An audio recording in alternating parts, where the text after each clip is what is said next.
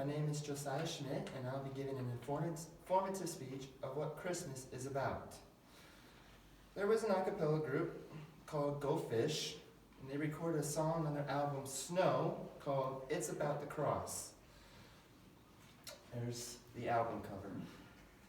And in the first verse, they talk about how Christmas is not all about Jesus being laid in a manger, or the angels that appeared and praised him, or even the wise men that seeked him and presented gifts to him, or any of the other events that happened at the birth of Jesus.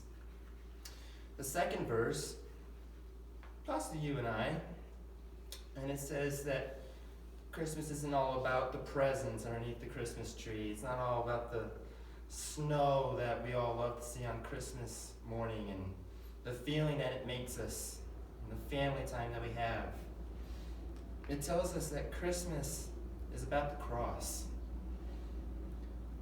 It's about our sin and about how Jesus came to be born once so that we could be born again, and about the stone that was rolled away.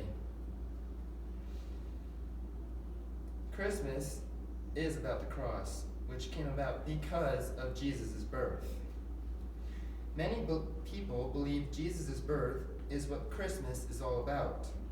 But if that is all that we associate Christmas with, then we have completely missed the full meaning of the birth of Jesus. Now, don't get me wrong. The birth is definitely important and should be celebrated and remembered. Martha Noble, in her article, The Real Meaning of Christmas, explains that Christmas is when we celebrate the birth of the Christ child. But Jesus' birth was a fulfillment of prophecy.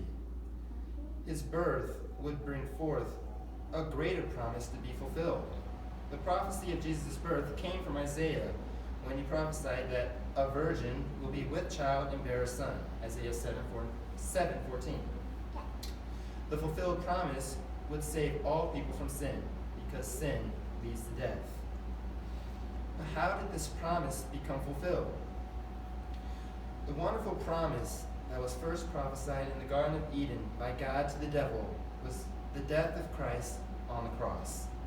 When Jesus died on the cross, he took the sins of the world with him, all the way to the grave. The blood of Christ that was poured out for all of us is what cleanses us all from sin. The death completely fulfilled the old covenant that was for some.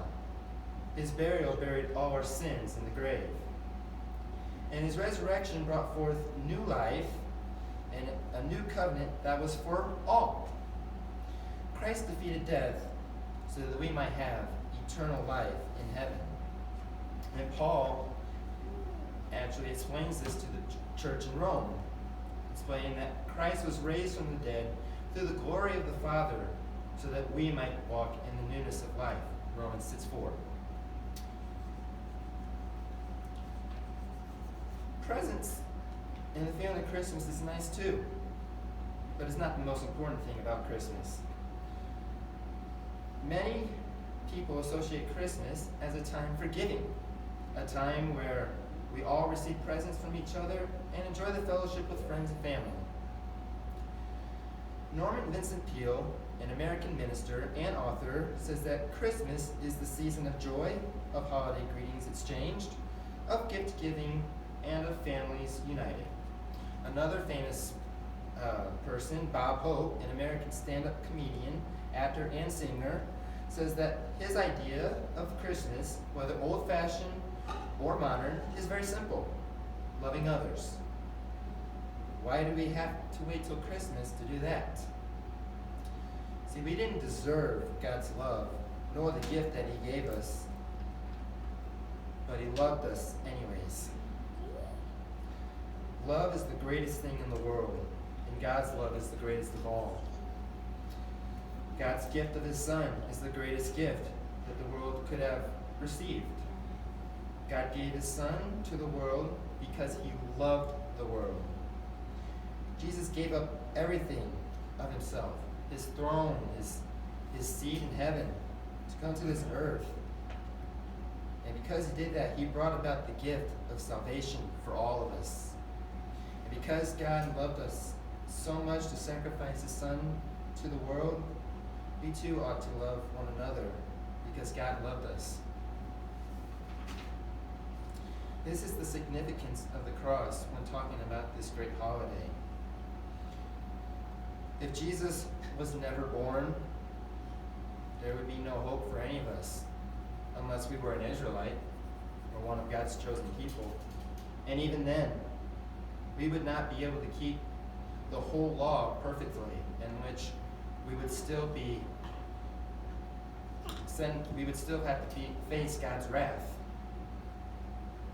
But according to John 3:16, God loved the world so much that he gave his only Son. It was through the love of God that we can now be saved from our sins, thanks to his perfect sacrifice of his Son on the cross. And this is why Christmas is about the cross and not just about the birth of Jesus. Thank you.